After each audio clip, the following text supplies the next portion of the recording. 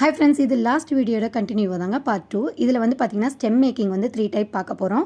Last time ஒரு வீடியோவில் sister கேட்டிருந்தாங்க இல்லையா, நீங்கள் வந்து சாஃப்ட் பேஸ்டல் என்ன யூஸ் பண்ணுறீங்கன்னா கேமல் பிராண்டில் இது தாங்க நான் யூஸ் பண்ணுறேன் சாஃப்ட் பேஸ்டல். இதில் வந்து நான் பிங்க் கலர் வந்து எனக்கு டார்க்காக இருந்ததுன்னு சொன்னேன் இல்லையா, அதனால தான் நான் வந்து பிங்க் வந்து ஆயில் பேஸ்டல் எடுத்திருந்தேன். க்ரீன் கலர் வந்து இதில் நிறைய கலர்ஸ், அதாவது டார்க்கு லைட் இந்த மாதிரி இருக்கும். நான் அதனால் வந்து லைட் கலர் எடுத்திருக்கேன். இப்போது இதில் பார்த்தீங்கன்னா ஃபேபர் காஸ்டல் ஆல்ரெடி நான் ஃபஸ்ட் வீடியோவிலே சொல்லிட்டேன். அதுதான் நான் வந்து ஃப்ளவருக்கு யூஸ் பண்ணுறேன். இப்போ நம்ம ஸ்டெம்மு தான் எப்படி மேக் பண்ணுறதுன்னு பார்க்க போகிறோம். நீங்கள் வந்து இந்த ஷீட்டு வந்து நான் அதுக்கு சொல்லியிருந்தேன் இல்லையா, இந்த ஷீட்டு யூஸ் பண்ணி கூட நீங்கள் வந்து ஸ்டெம் மேக் பண்ணலாம். அது நம்மளோட டைமை ரொம்பவே சேவ் பண்ணும். பட் இருந்தாலும் எல்லாருனாலையும் வந்து அந்த கலரை வந்து வாங்க முடியாது. அப்படிங்கிற பட்சத்தில் நம்ம இந்த மாதிரி ஒயிட் ஷீட்லேயே வந்து நம்ம எப்படி கலர் பண்ணி யூஸ் பண்ணுறது அப்படிங்கிறத நான் காமிக்கிறேன். இதில் 3 டைப்பாக இருக்குது. ஸ்டெம் மேக்கிங்கே 3 டைப் இருக்குது. ஆயில் பேஸ்டலில் வந்து பார்த்தீங்கன்னா யூஸ் பண்ணலாம். பட் எனக்கு டார்க் கலராக இருந்தது. எல்லோ அண்ட் க்ரீன் ரெண்டும் மிக்ஸ் பண்ணி நம்ம பண்ணுற மாதிரி இருந்தது. அது இன்னும் கொஞ்சம் டைம் வேஸ்ட் ஆகிற மாதிரி இருந்தது. ஸோ அதனால் நான் என்ன பண்ணிட்டேன், இந்த சாஃப்ட் பேஸ்டலில் இருக்க இந்த க்ரீன் கலரையே அப்படியே நான் என்ன பண்ணியிருக்கேன், இதை வச்சு அப்படியே நம்ம ஸ்க்ராப் பண்ணோம் அப்படின்னா அழகாக நமக்கு கலர் கிடச்சிருது. ஓகேங்களா? இப்போது இதுவே வந்து நம்ம ஆயில் பேஸ்டல் வந்து இந்த கலர் கிடச்சிதுன்னா யூஸ் பண்ணிக்கோங்க.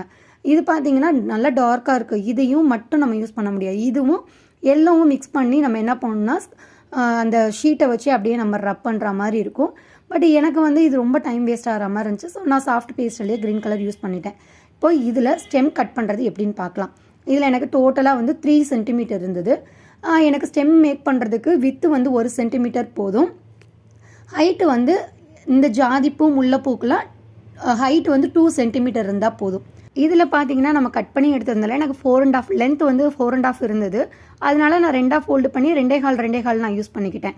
இதுவே நீங்கள் ப்ராப்பராக கட் பண்ணுறீங்கன்னா நீளம் வந்து 2 சென்டிமீட்டர் இருக்கிற மாதிரியும் அந்த அகலம் வந்து 1 சென்டிமீட்டர் போதும் நமக்கு மேக் பண்ணுறதுக்கு. ப்ராப்பராக பண்ணுற மெத்தட் தான் நான் சொல்கிறேன். அதுக்கப்புறம் B7000 க்ளூ. இப்போ நம்ம கட் பண்ணி வச்சதில் நான் என்ன பண்ணுறேன்னா, இது ஃபஸ்ட்டு டைப்பு. இது வந்து இந்த மாதிரி ரவுண்டாக இருக்கிற மாதிரி. நமக்கு ஜாதிப்பூ முல்லைப்பூக்கு ரவுண்டாக இருக்கணும்னு அவசியம் இல்லை. பட் நீங்கள் பிஸ்னஸாக கொண்டு போகிறப்போ அப்படி இருந்தால் நமக்கு வந்து பர்ஃபெக்டாக இருக்கும் இல்லையா, அதுக்கு வந்து தான். இப்போது ஒரு சைடு மட்டும்தான் நான் வந்து க்ளூ அப்ளை பண்ணியிருக்கேன். அப்ளை பண்ணிவிட்டு அப்படியே ஃப்ரண்ட்டில் வந்து நான் ஃபோல்டு பண்ணி அந்த க்ளூ இருக்க இடத்த வந்து மேலே வச்சு நல்லா ஒரு 2 செகண்ட் பிடிச்சிக்கோங்க. B7000 க்ளூக்கு பதிலாக இப்போ T9000 ஒரு க்ளூ வந்திருக்கு. அது கூட ட்ரை பண்ணுங்கள். நான் வாங்கி ட்ரை பண்ணால் உங்களுக்கு நான் சொல்கிறேன். இல்லைனா க்ளூ கன் கூட நீங்கள் யூஸ் பண்ணிக்கோங்க. க்ளூ கன் வந்து இன்னும் சீக்கிரமே வந்து நமக்கு ட்ரை ஆயிரும். அதனால இது வந்து ஃபஸ்ட்டு மெத்தடு.